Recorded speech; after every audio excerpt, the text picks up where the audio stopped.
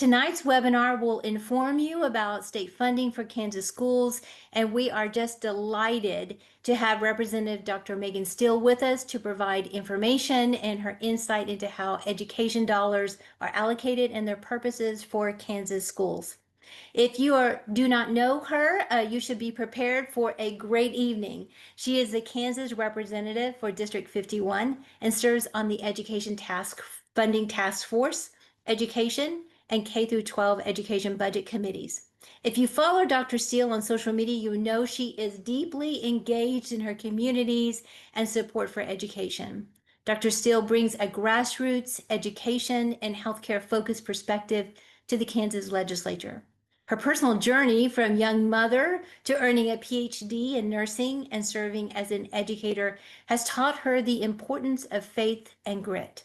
As a freshman lawmaker, she quickly established herself on key education committees and was promoted to the influential Education Funding Formula Task Force.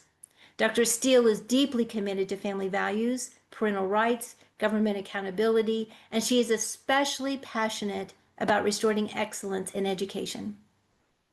Now, we will have some time at the end of the presentation for your questions. So if you do have some questions that come up as Dr. Steele presents her information, just put them in the Q&A box at the bottom, and then I'll ask them for you at the appropriate time. Also, want to make sure that you're aware that this presentation is being recorded, so you'll receive a link to the video recording to review and share if you're attending, and it will also be archived on the workshop video section of the KSBRC webpage. So without further delay, I am going to turn it over to Dr. Steele, and let's begin. Thank you, Dr. Frederick, for that great opening and presentation. I am very excited to be here with you this evening and talk about education funding and our finance formula that we have. It can seem tremendously intimidating when you first take a look at it, and whenever superintendents or your finance directors at your school start talking to you about it, it's intimidating. But I really want to break it down piece by piece, what it looks like coming from the state side, and then what it looks like more at a local level, what you're going to see, and then how you as a school board member can use that information to make sure that your school is striving to reach the good standards and that you're getting successful student outcomes with our finance and the money that you're getting. So the best way to kind of break this down is really to take a look at it like your own household budget. And every student in the state of Kansas has a base rate. So if you look at that as your basic income that's coming into your household budget, you know what that is every month. And then from there we build, right? Hey, we might work overtime. We might have gotten a shift differential or worked on the weekend. Those are the weightings that our finance formula has. And then we have to spend, right? We have to pay our mortgage, we have our insurance, we have groceries. And so there's specific accounts that are earmarked for specific things. And then you might have your entertainment account where you're like, hey, we need this month, or we need this. And so we're going to take a look at all of those special accounts. So hopefully, after we have got through everything today, you are going to be able to just explain the basics of the Kansas finance formula, and that you're going to be able to describe the cash balances that are there and the funds that are there, and then really correlate that data with your local policy and the student outcomes that you as a school board member are striving to get. I do want you to know that later on, I did put a lot of information on the slides, and Dr. Frederick is more than welcome to send those slides out to you.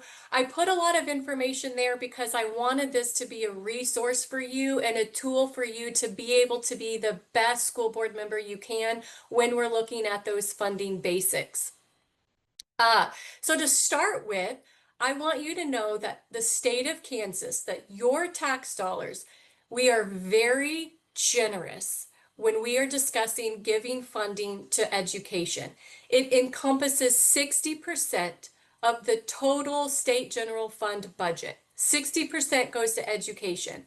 And if we just really look at that K-12 education, it's a little over 50% of our entire state $10.6 billion budget. So there's a lot of money there for our school systems. There were also two very influential court cases in the past 25 years that have contributed to the funding formula that we have now. The funding formula that we have now came from Montoy. Montoy had 4 different major court decisions, and it was originally filed in 2001, and a lot of districts in the state signed on to that court case, and they said that the legislature was inadequate and inequitable in our funding. And so year after year, major decision after major decision in Montoy, there was some funding changing that occurred. A lot of Montoy also contributed to the way that our special education is funded, and I'll talk about that a little bit later. But then after the Montoy ended in 2010, in 2011, or shortly, still kind of, I think it was kind of in the same year of 2010, we got another court case, and this was called the Gannon court cases. So you might hear a lot of people talk about, well, in the Gannon case, this is what they're talking about. And there were 5 different major decisions in Gannon. Gannon established the Kansas School Equity and Enhancement Act. And so this is the KESA, and this is the funding formula. This is the base rate. This is the weightings we're going to talk about. This is all of the supplemental state aid that is there. This current finance formula expires on July 1st of 2027. So in the introduction, you heard Dr. Frederick talk about the funding formula task force, and that is a group of legislators and leaders that are taking a look at the funding formula as it currently states. And then what does it look like if we change things, if we add things, if we eliminate things? How does that affect districts? And so in the 2027 legislative session, that is when the legislators will vote on the new funding finance formula. So hold on for a couple of years because it's coming. And as you will see as we go, hopefully the new finance formula is way easier to understand and follow. But we are going to take a look at the total foundation aid, the state foundation aid, supplemental state aid, capital outlay, capital improvement, SPED, and then our CAPER system, and then do a little exploring of the local option budget, which also is LOB, and then take a look. I'm not going to talk about federal funding because that's not Kansas funding, and the federal funding is a bit different. And there were some things in President Trump's One Big Beautiful Bill that could impact a little different. So we're not going to touch federal funding in this session today. But to begin with, the total foundation aid. This is essentially the grand total of formula aid a district receives in the finance formula. This is the base aid. Base stands for base aid for student excellence. And it is estimated that for the 2026 fiscal year, that is going to be $5,611 per student. That is a $233 increase from last year. Whenever I say base aid, that means any student that walks into the school, and they are a full-time student, that school is automatically getting $5,611 for that student. So if you have a district that has 500 full-time equivalent students, that's $116,000 extra that your school is receiving this coming year than they did last year. So you might be able to take a look at your full-time enrollment, times that by 233 to see that increase. But the other thing that total foundation aid encompasses are our weightings, and we're going to talk about those weightings. There's 11, technically 12, but not a lot of schools qualify for that 12th one. And then at the bottom on that slide, you can see how the total foundation aid is calculated. And I did that for each of the weightings, but I'm not going to go through the math. I'll let you do that. I just put it there as a reference for you so you can see how each little aid is earmarked for specific funding. The next one that we'll talk about is the state foundation aid. And this amount is determined after that total foundation aid is looked at. So schools are getting total foundation aid, then they're getting state foundation aid. And then we're going to get into these 11 weightings. And again, I put a lot of information on the slides, but it's because I wanted to make sure that you had it. And then you can also do the math. I am not a math whiz at all, but at least you'll have that information there. The first one is at risk. And at risk, I will be very honest with you, is a hot discussion item in the legislature because in the past 4 years, there's been 3 different studies come out that schools are misusing their at-risk funding. And we give millions of dollars in at-risk funding. And so it's really important as a legislator that when we are appropriating money, it's being used to educate our children. So I do think this is an area that will be changed under the new finance formula, but I'm only 1 vote, so we'll see how the rest of the 164 go. The at-risk means that you have a student enrolled in your school district. They're enrolled full-time. They are younger than age 20, and they are eligible for free meals under the National School Choice Lunch Program. All they have to do, all the parents do is fill out a form and they saying that yes, they qualify for their income, and then that's it. And then that gets plugged into a formula. Some schools have a high proportion of at-risk students. So we have a high density at-risk weighting. This technically has 2 different categories. It's districts that have more than 50% of their population is at risk, or it can mean that 35 to 50% of your student population is at risk. And now we're going to throw in another caveat because why make it easy? But hey, schools, you can do it by building or you can do it by district at whole. So it just depends on whichever of those is greater is what the schools turn into the state to get their funds. We have a bilingual fund, a bilingual weighting. This is essentially English language learners. So again, it's a form that is filled out by parents and they select whether they speak more than 1 language. What we're learning is that students actually speak fluent English, but they may also speak Spanish. Well, they're getting marked in this category and schools are getting funded for this bilingual weighting. And so it can be figured in 2 different ways, and they're listed on that slide there for you. We then move into enrollment weightings, and we have a low enrollment weighting. And this is available to school districts that have less than 1,622 students. It's broken down into 3 categories. But because we have a low weighting, we also have to have equity and have a high weighting. So any school district that's over 1,622 students also gets extra enrollment weighting.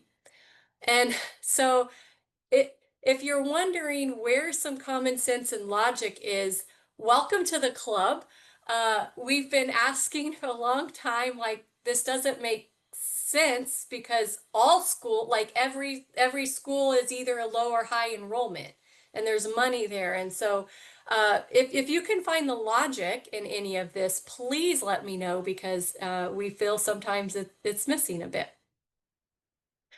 The 6th weighting that we have is our transportation weighting. And this is for students who reside 2.5 miles away from their school district in which the school district chooses to provide that transportation. And so there's a per capita allowance, a specific mathematical computation for that. The career tech ed weighting honestly is one I really am I do like this weighting, and I like it because I don't feel that we should be educating every student to be going to a four-year college. Because number one, students have different skills and tasks and things that they are great at, and that may not be going to college. It may be being the next mechanic in your town. It may mean being that next plumber or welder in your town or CNA at the local nursing home. And career tech ed is very beneficial in giving those students those skills so they can, when they graduate, they can immediately be employable in their communities. So that is a weighting that we do have. And then we move into our eighth weighting, which is the special education weighting. And the special education weighting has a lot of different moving parts. But for the actual special education weighting, um, it is figured by how I put that chart for you. They convert how much money they received the previous year to what their base rate is to what their full-time enrollment with SPED is. And so that's how they're getting their calculations. It's all based off of previous years, not what's currently going on in their student population for this particular weighting. When we get to the other one, you're going to see a little bit of difference. But special education funding is also a very hot topic in the legislature. And the reason that it is because we are giving $616 million to special education this coming fiscal year, and we're not seeing a lot of results. And there are students with exceptionalities that need services and that need help. And we want to make sure that those students are getting those services and getting the help they need. We just have a few questions. Why aren't their goals being met? What's prohibiting them from getting off of that IEP and being completely mainstreamed in the classroom? So I do suspect in the next funding formula that the special education weighting will look different. The new schools facility weighting, I included it here, but for the past 2 years, there are no schools in the state of Kansas that are currently receiving this weighting. There's a very specific targeted, you had to meet certain benchmarks at the state, you had to meet certain benchmarks at the federal level. And so as of now, for the past 2 years, no schools have this weighting. The next two weightings, the ancillary school facilities and then the cost of living weighting, these are two things that a school actually has to apply either to the Board of Tax Appeals or to the Kansas Board of Education to receive. And these are all completely funded by the local property taxes at the local level. So if anybody is receiving these weightings, it's coming from their local property tax. And then that 12th weighting that I included there is for virtual schools. There's an entire weighting and extra funding available for school districts that operate virtual schools. But we don't have a lot of those, so I'm not going into depth on that one. Now that you have your base, and now that you have a general bird's eye view of what the weightings are, now we're going to look at this local option budget. You will frequently hear your superintendent, your finance director talk about this being the LOB. And this is the local option budget. It's essentially any money locally that the school board raises through property taxes. And there's specific ways and how much they can raise based off of the state aid, the weightings, and the other aid that we're going to talk about. The reason this exists comes from that 2017 decision by the Kansas Supreme Court in the Gannon and allowing communities to raise more money and provide for that local control. The supplemental state aid, this is provided by the state as a form of an equalization aid. So the lower school district's property values per student, the more supplemental state aid they're going to receive. And the amount, after the amount is determined that they do receive, the districts are then responsible for funding the rest of it through their local option budget, which would be the local property taxes. And so essentially, if you think about how I talked about at the beginning about that base rate, that $5,611, This supplemental state aid is assuring that each per mil of tax, that there's a certain amount that goes per pupil in your school for that. The capital outlay state aid, that is for districts that are needing facility assistance, equipment, technology, buses, building maintenance, those kinds of things. No money that is specifically for capital outlay can be used for salaries. So districts can't use this money for bus drivers, for maintenance workers. It can only be used for that funding of the capital outlay of your structures. There's a levy mill that's attached to that. The state provides extra money for this because if you are in a district with lower property wealth, you're not going to be able to generate the same amount of money that a wealthier suburban urban area may be able to. And so to try to keep everything equalized, which was that 2017 the Gannon court decision, that equalization of the rural and urban school districts, this is where this capital outlay came from. Rural districts typically depend on a lot of this money, whereas the urban areas typically don't receive a lot of capital outlay state aid. The capital improvement state aid, so we gave money for these buildings and for these technologies, but now we've got to have improvements to them, right? So now we've got to have another pocket of money for that state aid, and that's what this is for. So you're looking at upgrades, your storm shelters, HVAC, roofing, those kinds of things. When your district has a bond issue to renovate schools, they have to levy payments. This is all tied into that kind of thing. And again, this comes from that whole equalization of the 2017 court case. And it's really those court cases trying to make sure that there is equitable funding and equitable money for all students across Kansas.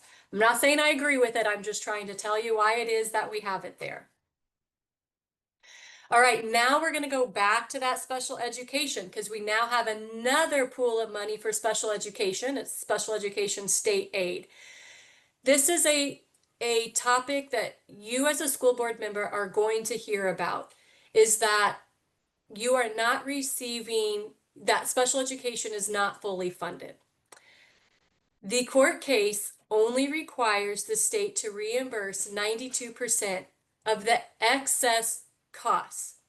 And frequently, as a school board member, you are going to hear, well, they're not funding it at 92%. That's not the state law. The state law is 92% of the excess costs. And then it's divided out between the districts. And so, again, districts are going to get that per pupil allocation for special education. And then they're going to get 4 different types of category of funding based on that. They're going to have categorical aid. The categorical aid also is what we consider catastrophic state aid. And so this isn't meaning that a tornado comes and blows off your roof. This is meaning that you have a student that has high needs. Perhaps this student has cerebral palsy and they require tube feeding and they require a nurse to be with them all day at school. And then they require a para to help them make sure they're learning and extra therapies. They have incontinence issues, bowel and bladder. That costs a district a lot of money. So that's what they mean when they talk about catastrophic state aid. Under this special education state aid, there's also a Medicaid reimbursement. There's $9 million of the budget that goes to this Medicaid replacement. Then there's extra funding for transportation and maintenance of the buses that transport students with exceptionalities. And then there's also money in this category for SPED teachers and making sure that they have reimbursements for their salaries. And again, this matters because there's $616 million that is there this coming school year for special education. There is a lot of money there, which is why legislators have a lot of questions about special education. The last thing on receiving money is the CAPERS employer contribution. So this is the retirement plan for school employees. Every school is required to put money into CAPERS for their staff. Essentially, the districts just serve as a flow through for the money. So a lot of times you're not going to see a lot of money in their budgets on this. It's just because it flows through.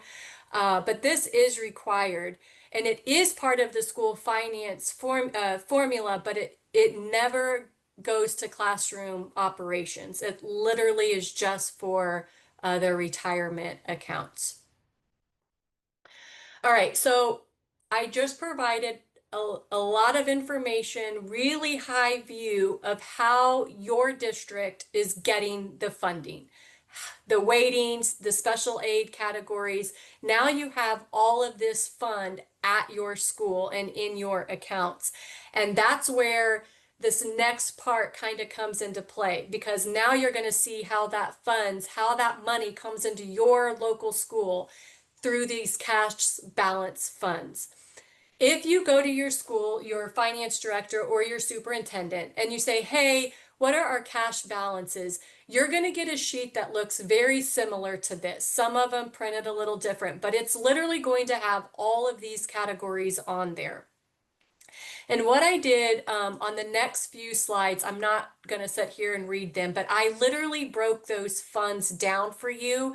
So that way you will know where is that money coming from for that fund, and then what are specific expenditures that can be used on that fund.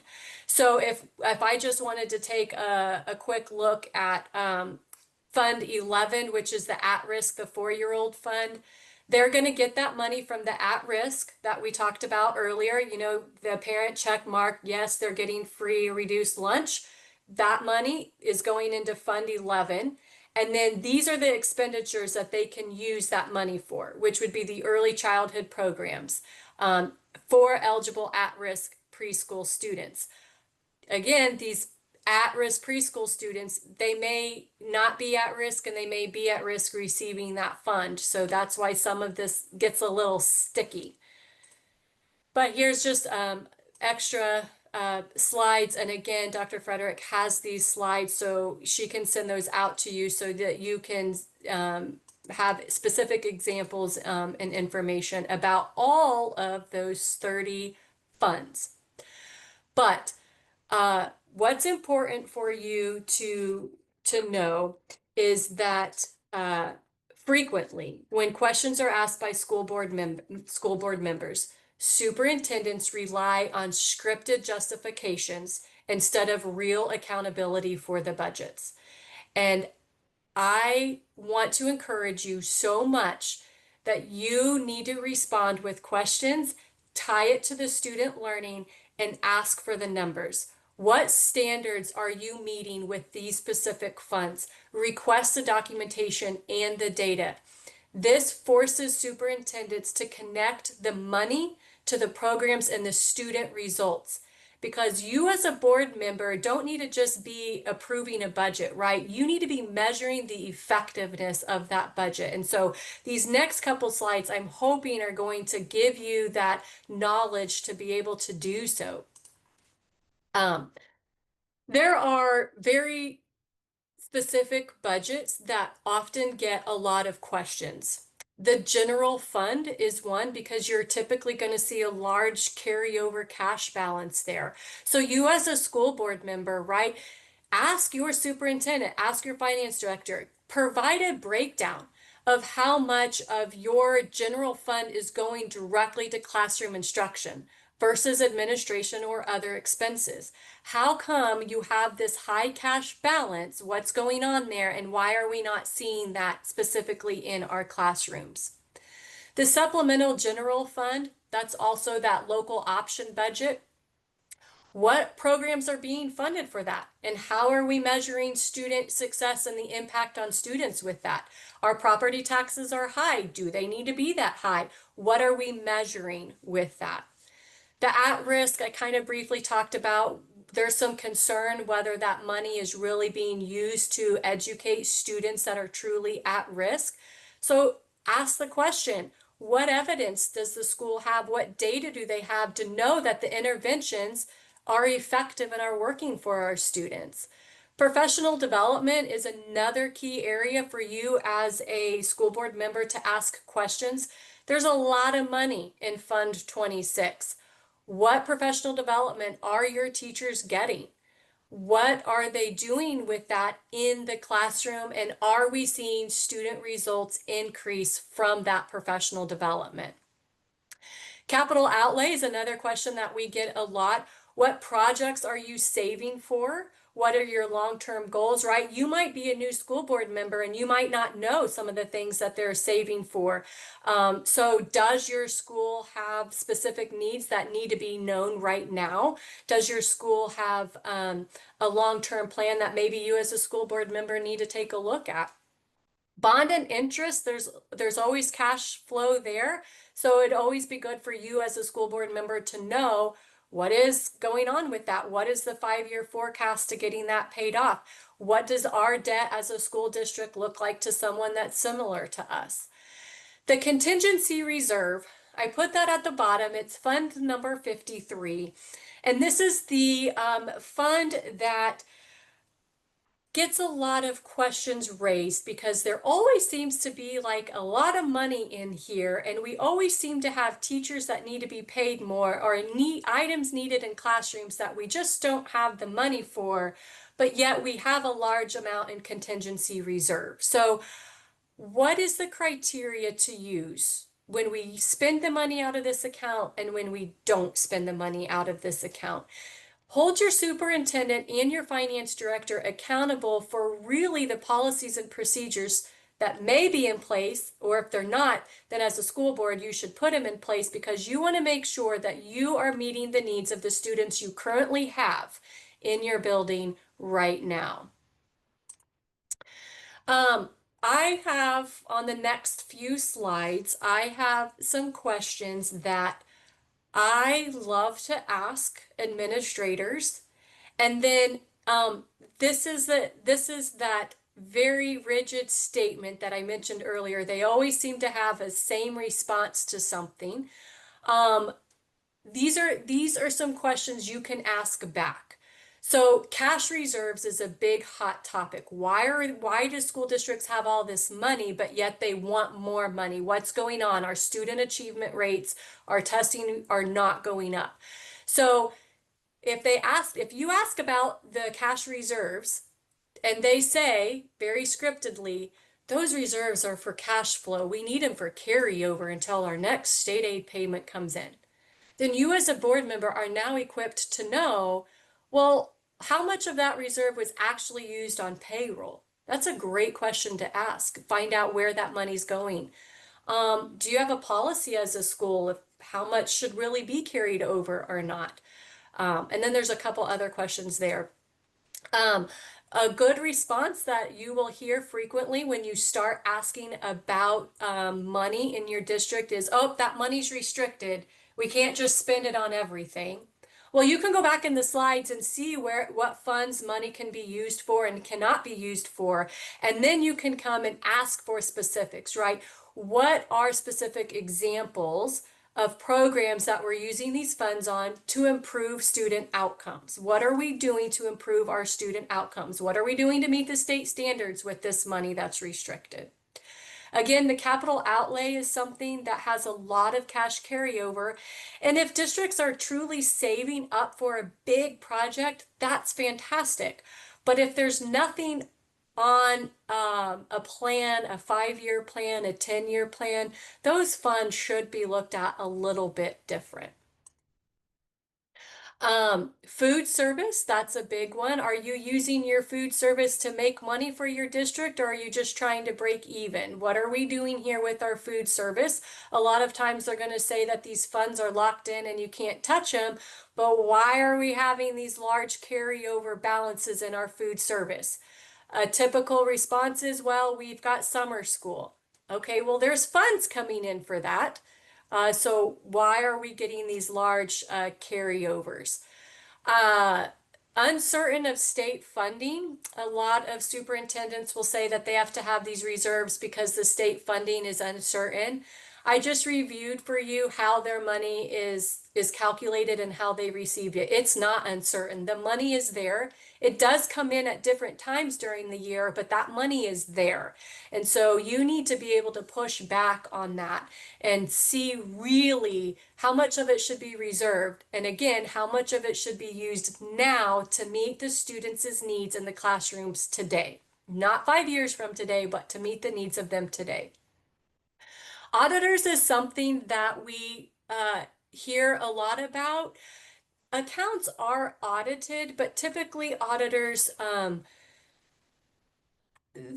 they're following the state laws that are there that we kind of just went over. And so I would really push back on those questions and make sure that you still maintain local control and that an excuse just isn't being put on an auditor. So again, tie your question back to student outcomes for that.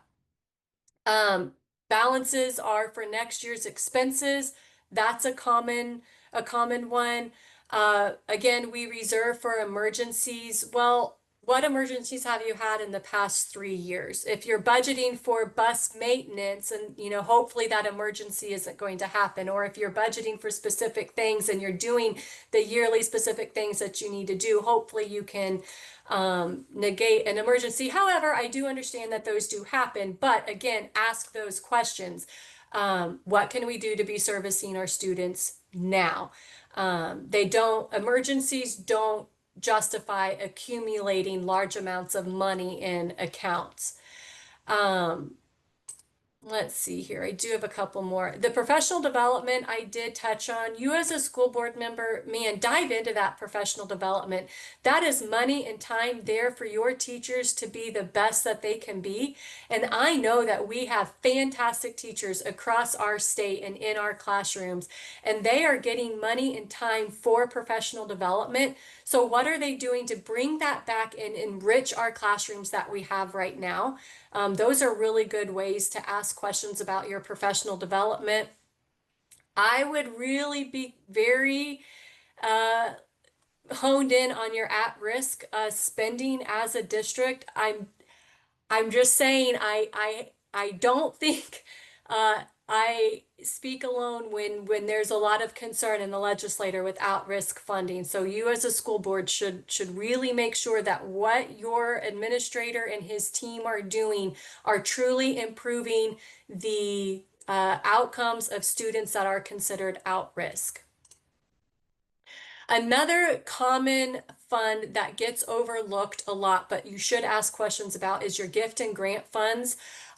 This one is important because sometimes a community member will gift the school or grant the school some money, a community organization, and they want it spent on something specific. Well, they passed away 5 years ago, and we still have their money sitting in the account. So are you still specifically tied to that, or do you need to reach out to the family if you're in a small rural community and you know them and find out, hey, we're actually looking at doing this cool mural in the gym and could we use the money for that, or however that came in. So if you have a large sum sitting in your gift and grant fund, you really should ask some questions about that, because does the donor even know that you truly are still holding that money? That might have been 3 superintendents ago. So really make sure why you've got money in that account. And then that last one again, that contingency reserve account, be very cautious about that. Money can move and flow through that account really rapidly and quickly. And so you as a board, do you have a cap on your reserves? Do you have a cap on how much your superintendent can spend without board approval? That's really important that you know those kinds of things. As I kind of wrap up before we get into our question time, there's true realities behind the numbers, right? Kansas is very, very generous with education funding. Your tax dollars, your state income tax dollars are going to the schools. Where are they being used at in the schools? If we are not meeting student test assessments, we are not meeting student outcomes, we do have to ask the hard, tough questions. I truly believe that it is the purpose of the local school board for you to act as stewards of your taxpayer dollars that you receive, that you are the guardians of your student achievement and the representatives of your community values. You have a community that you are representing, and your community has value. So you need to ensure that your schools are meeting not only the state requirements and standards, but those desires and the needs of your local community that you're representing. So I want you to ask those hard questions. I want you to hold your administrators accountable. And Ronald Reagan was really big on trust, but verify. And so trust your administrators, but verify. And you verify by asking those really hard questions, going through those funds that I listed out there, going through and saying, hey, yeah, they have told me that. How can we look more into this fund to make sure we're meeting the needs of our students today? So trust, but verify. And then if there's anything that you're needing specifically or have specific questions on or want to dive more into a specific area, here is my contact information, and I would be glad to help with any of that. So that's what I've got for you this evening. So Dr. Frederick, if you've got some questions here. We do. Thank you so much. That was a great primer on state funding, really very easily understandable. But I do have a few questions, so I'm going to dive right into them. One attendee says, we're told that our contingency reserve is behind. They said it's recommended to have 1 month's worth of salary in there at all times. Does that sound right to you? The contingency reserve, a lot of people use it as those unforeseen circumstances. There is no policy or well, I shouldn't say policy. There's not a state statute of how much money has to be in there. KSDE, as well as other organizations like KASB and stuff, they always tell people, oh, you have to have this much, you have to have this much. But what does your policy say? What does your policy as a school say? If you don't have one, then you should create one to make sure that your funds are being used today for the kids you have today. And I think that's a really good point. I know that there was a school board who had multi-millions of dollars in the cash reserve. And when I asked, well, what is this for? The answer was, we might have a plumbing issue at some point. But they had, replaced their plumbing in fairly recent years. So that money was just sitting there. So, Yeah, and they're getting capital improvement state aid that they can right. use every year to do those improvements, the Okay. little things yearly, so we don't have a big catastrophic event. That's a really good point. Ward, do you have any other questions? I do have a couple more, but they're a little bit different. So I didn't know if you wanted to, you have some questions before I dive into a few others.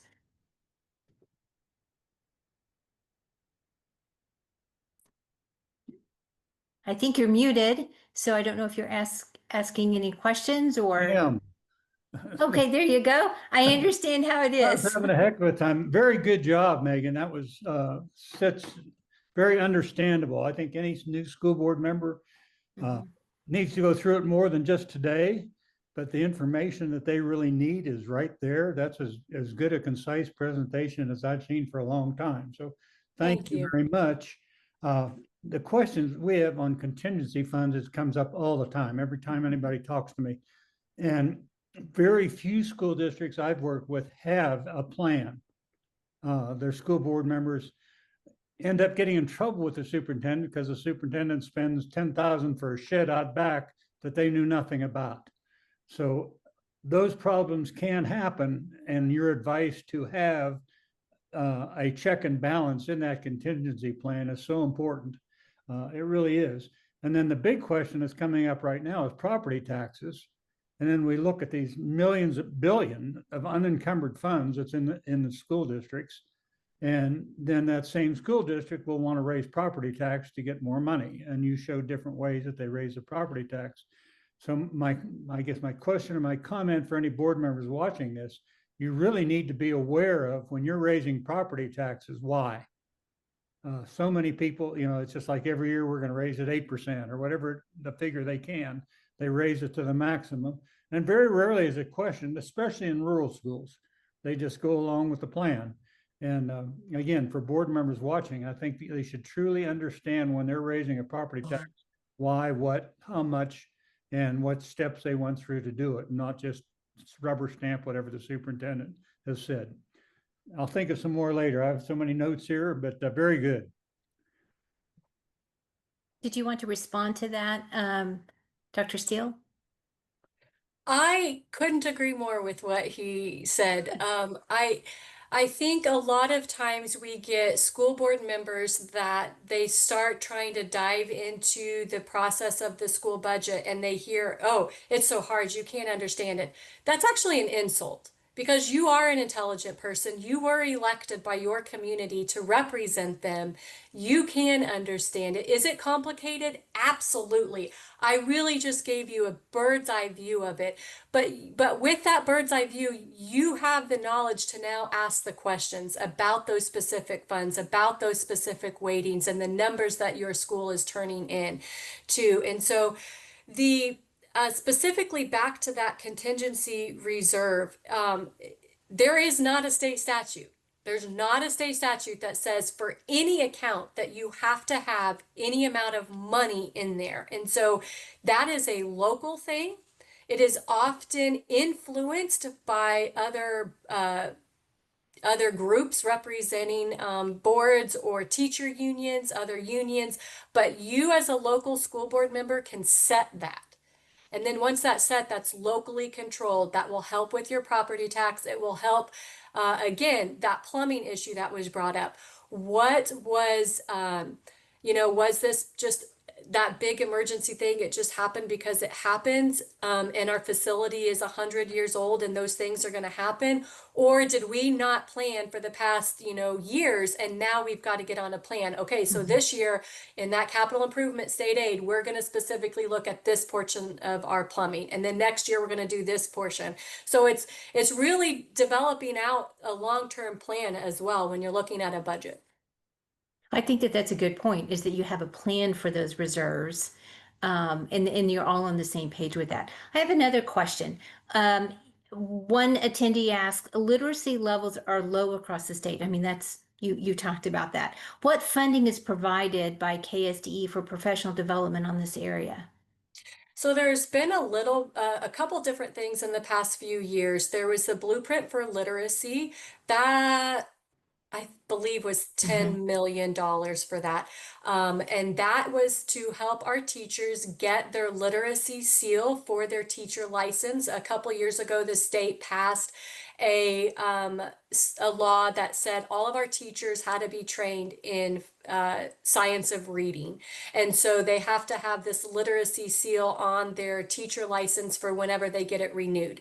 And so we provided as a state specific funds for the professional development for them to go get this training to be able to teach our children how to read. Because unfortunately, what was happening was we were having teachers come out of college and they had no idea how to teach kids how to read.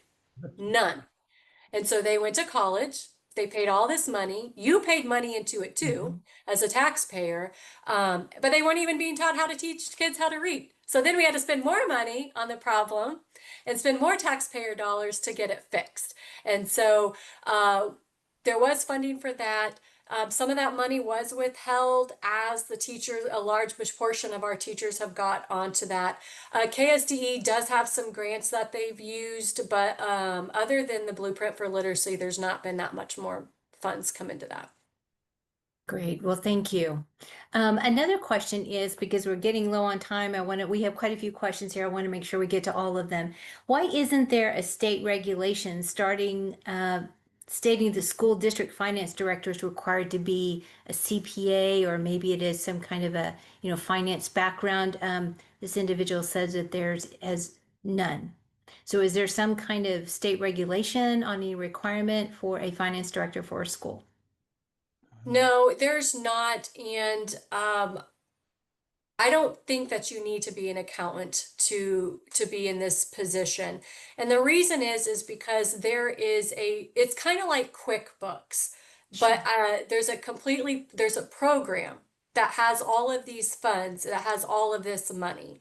And so just because you're a CPA, you don't need to be a CPA to do this particular thing. Ward, I don't know if you have something to add to that.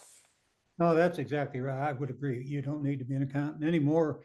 Back in the day, it was much harder to do a budget. And now the State Department of Education sends out that exactly what you're talking about, and the superintendents fill in the form. Some of them are more creative on how they move money from fund to fund during the year. So that's something else for another discussion sometime. Sure. And so so perhaps what you're talking about is making sure that there's some accountability and some oversight would be helpful for that.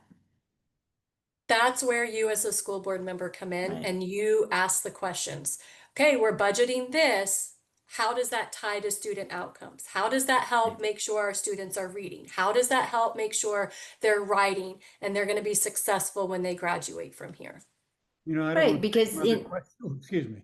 I've got to throw this in, not to take away any other questions, but every school district that does the basic needs assessment correctly can refer directly to that, and that's how you should be spending money in your district. well, that's one of the Get the rubber stamp. questions. That's one of the questions that we have. So one of the questions is about what's the protocol for building needs assessment. So I don't know if you, Ward, or Dr. Steele would like to tackle that question. I know we work on it a lot, right, Ward?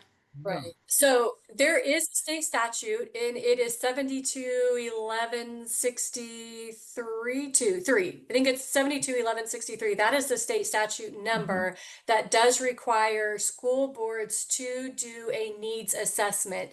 And there are three main points to that needs assessment. What are the barriers to proficiency? What budget changes are needed to meet that proficiency, and how long is this going to take? And unfortunately, even though that's state statute, we have very few schools that actually truly do this. But if you, as a school board, do it and demand that it be done because it is state law, you're going to be able to see and start tying a lot of those dollars, a lot of those funds to very specific needs that your school has to meet proficiency. Without a doubt. Well, one attendee says administrators seems to think they need more personnel to improve student outcomes. What kind of pushback can we ask in order to find other things besides personnel? That seems to be, I assume that seems to be the pat answer. We need more personnel. There is, back in my slides, I did kind of talk a little briefly about that. I apologize for just moving straight through that. That is one of those very scripted answers that we hear frequently. But again, if we hire another person, can you guarantee our student outcomes go from 30% to 35%? Can you guarantee that now our first grade readers are going to be at XYZ? Really tie it back to student learning, and even put it back on the superintendent. You know what? We're not going to hire anymore right now until you can get our current reading scores to such and such level. You kind of have to, let me go back a slide. Hold the administrators accountable and ask those really hard questions to your administrator, and make them be held accountable for what they have done, and why aren't your results going up? Thank you. So here's another question. What was the rationale for taking away mentor teacher funds? Were the mentor teacher funds taken away? Mentor teacher funds were not taken away. What was Okay, taken thank away you. was the additional money. Okay, I do think mentor teachers are a good thing because we do have some good data that if new teachers have a mentor for 3 years, they are more likely to be successful and stay in the profession. And what was funded is typically only a mentor teacher for the first or second year and not that third year. So I actually did request to have an additional $700,000 for the budget just for these mentor teachers because that money went straight to the teacher pockets. It didn't just sit in a budget, it went straight to the teacher pockets, but it provided that third year of mentorship to really try to teach these young teachers how to be a good, effective classroom teacher. But that was struck down in the appropriations on the House. The Senate never considered it, so it never made it to a budget bill. Well, here's a question that I have for you. I mean, I understand, state funds, and we want to get the state funds for those programs. Are there other ways that a district could find the funding in order to do that for their teachers? Yeah, those large cash reserve funds, those are excellent ways to do that. Um, Ask those questions. Hey, we have so much money in our general fund. How about this teacher is a mentor teacher and they're on their third year? And you know what? Look at the quality of mentees she's producing. That new teacher, look at how well their classroom behaves. Look at how well they walk down the hall. Look at how well they behave in specials. I mean, there's all kinds of ways you can measure that, but your cash reserves have money right there for your districts to do that. Okay, that's what I wondered is, I mean, we might say, well, the state aid is taken away, but is there the opportunity? It doesn't necessarily preclude a district from finding the aid in their budget in order to supplement that so they can continue that program fully funded in whatever ways, either third year, fourth year, or whatever ways that they would like, mentor Yep. teachers. Yep.